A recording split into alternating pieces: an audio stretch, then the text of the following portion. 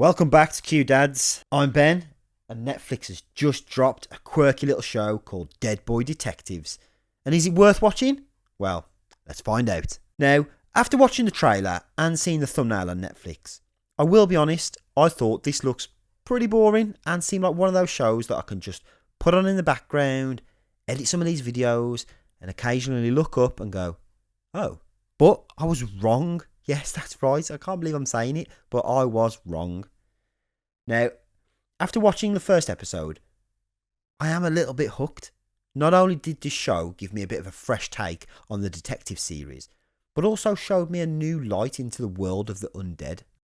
Now, the show's about two young men who remain in what seems to be purgatory in order to evade death and what lies after, as well as helping lost souls escape their torment and move on. Now, even though I've only watched the first episode, I would actually recommend this. If you want something that's a little bit different, or even something that has you gripped, but at the same time makes you chuckle, then I recommend that you actually give it a shot. Fine. But using magic on a cat means trouble. Me, I will be binging the rest of this series right after this video. Anyway, that is enough of me endorsing Netflix, so let's dive into a quick breakdown of episode 1 before I give you my overall thoughts. Don't forget to subscribe if you haven't already, because next week me and Steve will be covering Dark Matter, Apple TV's next upcoming sci-fi gem, and it's going to be brilliant. So Dead Boy Detective starts off with Edwin and Charles running and escaping a crazed war-torn soldier. Here they cleverly use mirrors to travel through different locations, because they say actually mirrors are the gateway to different dimensional planes.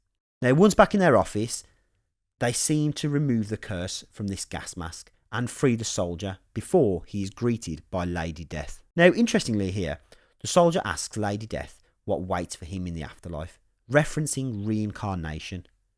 Now, Lady Death doesn't respond and only hints at the possibility, which I think is actually a nice touch to keep all beliefs open. All possibilities. Now, I'm not sure if this is going to be revealed by the end of the series or not, or if they will keep it a mystery, but I am intrigued to find out.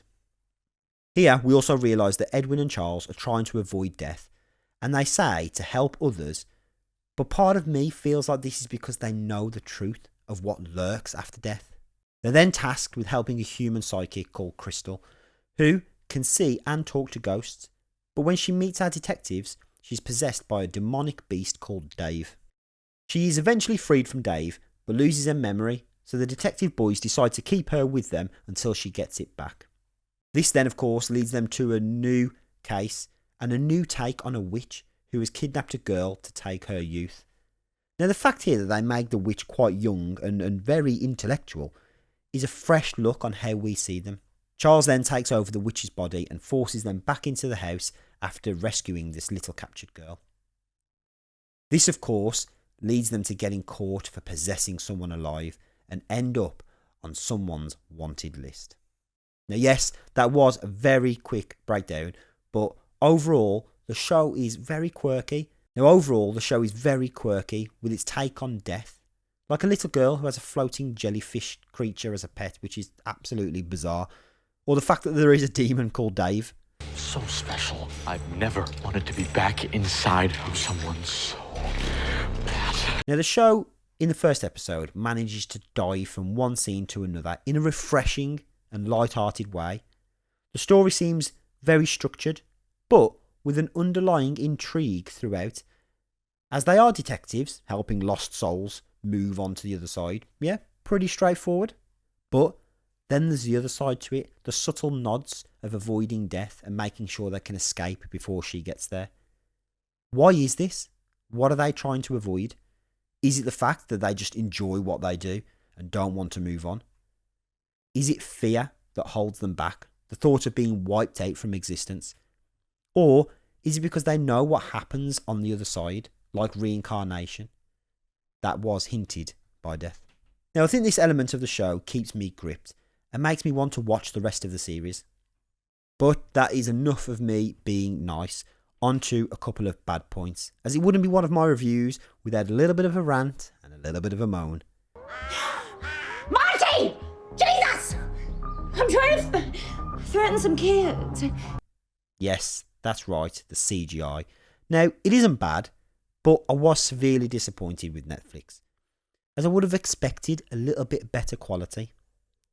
The simple move of running through a wall just really lacked the detail and seemed a bit of a blurred mess, if I'm honest. And introducing death with just different coloured lights lighting up from the outside, it seemed like a bit of a shortcut. You know, I think they've avoided really putting in some good effects there and missed an opportunity. Now, if I remember from Neil Gaiman's previous show, Sandman, that wasn't bad. But this show just seems like it's just lacking that extra bit of quality. And it's also worth mentioning here that these boy detectives are supposed to be around 16. So I'm not sure how a second season would work if it got renewed for one, because they'd be more like grown men. But I suppose that is the problem with a series that is just about ghosts. Now, again, I'm not sure on how this will end. Maybe with one of them moving on. Maybe they'll go global and become a world-known detective agency for the paranormal. Who really knows? But I am enjoying the series, and I think I am going to binge the rest of it and hopefully get an ending explained to you guys. But yeah, the overall question, would I recommend this show? Yes. Was I going out looking for it? No. But you know what? It is worth a watch in my opinion. Anyway, that's enough of me talking absolute rubbish. So let me know in the comments your thoughts on this series so far. What did you enjoy about episode 1? And what do you think is after death? And of course, join me in a few days where I'll be doing an ending explained. And join us next week as me and Steve will be diving deep into dark matter. Cheers guys, thanks for watching, and I'll catch you next time with something new.